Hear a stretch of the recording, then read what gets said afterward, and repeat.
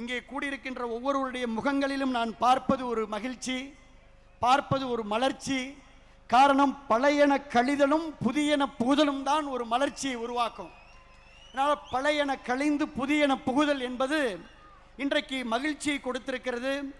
நம் மண்ணின் மக்களினுடைய வாசனையோடு விராலிமலை சட்டமன்ற தொகுதி மண்ணை வணங்கி, மக்களை வணங்கி, புதுக்கோட்டை மக்களை வணங்கி ஒட்டுமொத்த கருத்துக்களின் அடிப்படையிலே இந்த முடிவை எடுத்திருக்கின்றோம். பொதுச் செயலாளர் அவர்களுக்கும் பொதுப்பணித்துறை அமைச்சர் அவர்களுக்கும் நான் அன்போடு சொல்வது, தேர்தலுக்கு முன்னதாகவே எங்கள் தலைமையிடம் கடுமையாக வலியுறுத்தினோம். தமிழக வெற்றி கழகத்தோடு நாம் கூட்டணி வைக்க வேண்டும் என்று நாங்கள் வலியுறுத்தினோம். தலைமை செவிமடுக்கவில்லை. தேர்தலுக்கு பின்னரும் மக்கள் ஏகோபித்த ஆதரவை தமிழக வெற்றி கழகத்திற்கு வழங்கியிருக்கிறார்கள். அதனால் நாம் தமிழக வெற்றி கழகத்துடைய அரசிற்கு ஆதரவளிக்க வேண்டும் என்று வலியுறுத்தினோம். அதையும் செவிமடுக்கவில்லை.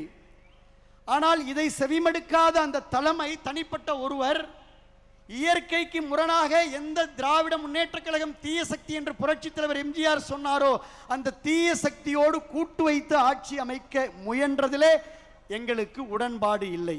கரெக்டா? திராவிட முன்னேற்ற கழகத்தோடு கூட்டு வைப்பதற்கு யாருக்காவது உடன்பாடு இருக்கிறதா? இல்லை.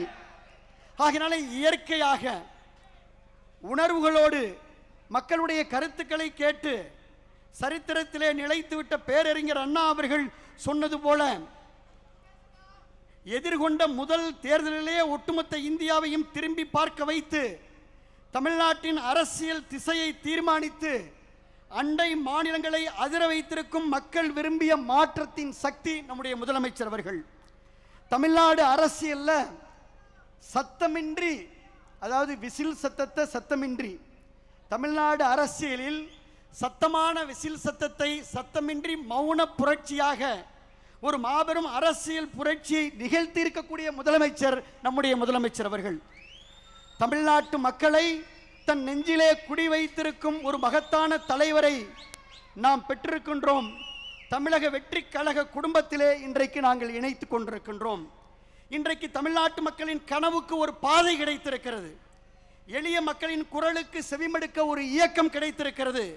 நம் மண்ணுக்கும் மக்களுக்கும் சேவையாற்ற ஒரு களம் கிடைத்திருக்கிறது. மாற்றத்தை விரும்பிய ஒவ்வொரு மனசுக்கும் நமக்கு நம்பிக்கை கிடைத்திருக்கிறது. இன்னும் சொல்ல போனால் மிக முக்கியமான தொண்டர்களை, இங்க இருக்கக்கூடிய தொண்டர்களை தொண்டர்களாக அல்ல தோழர்களாக அரவணைக்கின்ற ஒரு லீடர்ஷிப் குவாலிட்டியான தலைமை பண்பு உள்ள தலைமையை நாம் பெற்றிருக்கின்றோம். அதனால் இந்த இணைப்பு மகிழ்ச்சியை கொடுக்கிறது, மலர்ச்சியை கொடுக்கிறது, நம்பிக்கையை கொடுக்கிறது, புத்துணர்ச்சியை கொடுக்கிறது. தாவேகா வேறு, தமிழ்நாடு வேறல்ல என்ற மக்களின் தீர்ப்பை மனதிலே ஏந்தி வரவிருக்கும் எல்லா தேர்தல்களிலும் இனி தமிழக வெற்றி கழகம் வெற்றி பெறும்.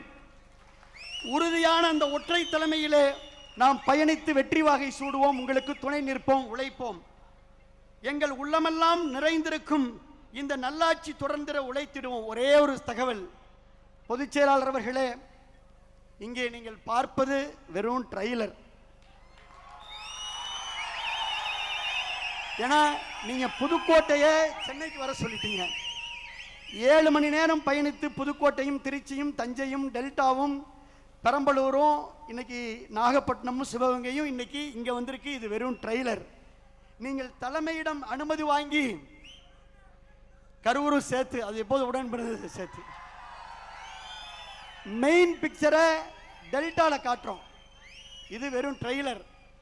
மெயின் பிக்சரை நம்முடைய தலைமையினுடைய முதலமைச்சருடைய அனுமதியை பெற்று டெல்டா மண்ணில் நம் தமிழக வெற்றி தலைவர்களுடைய ஆணைக்கிணங்க தமிழ்நாடே திரும்பி பார்க்கின்ற அளவிற்கு மாபெரும் இணைப்பு விழாவை, இன்னொரு இணைப்பு விழாவை, மாற்றத்திற்கான மக்களின் உணர்வை உலகறிய செய்வோம். மாப்பிள்ளை பரிவேசுக்கு தெரியும், புதுக்கோட்டையில் நாங்கள் தயாராக இருக்கிறோம், டெல்டாவில் தயாராக இருக்கிறோம். ஆகையினாலே தமிழ்நாட்டில் இனி எந்த தேர்தல் வந்தாலும் அந்த தேர்தலிலே தமிழக வெற்றி கழகம் வெற்றி பெறும். நாங்கள் உழைக்க வருகை தந்திருக்கின்றோம், ஒத்துழைக்க வருகை தந்திருக்கின்றோம், துணை நிற்க வருகை தந்திருக்கின்றோம். ஆகையினால இந்த நல்ல வாய்ப்பிற்கு நான் நன்றி சொல்லி, எவ்வளோ பெரிய மாநாடாக இருந்தாலும் 2 கோரிக்கை சொல்லணும். தலைமையிடம் நீங்கள் எடுத்து சொல்லணும். அச்சாரியன்ஸ் மினிஸ்டர்லாம் உற்று நோக்கிறார். ஒன்று, காவிரி வைகை குண்டாரை கடந்த ஆட்சியிலே கிடப்பிலை போட்ட அந்த திட்டத்தை நம்முடைய தமிழக வெற்றி கழகத்திலே மீண்டும் வெட்டி 7 மாவட்ட விவசாயிகளுக்கு காவிரி நீரை வழங்க வேண்டும். இங்கே நிறைய ஜல்லிக்கட்டு தலைவர்கள்லாம் வந்திருக்காங்க.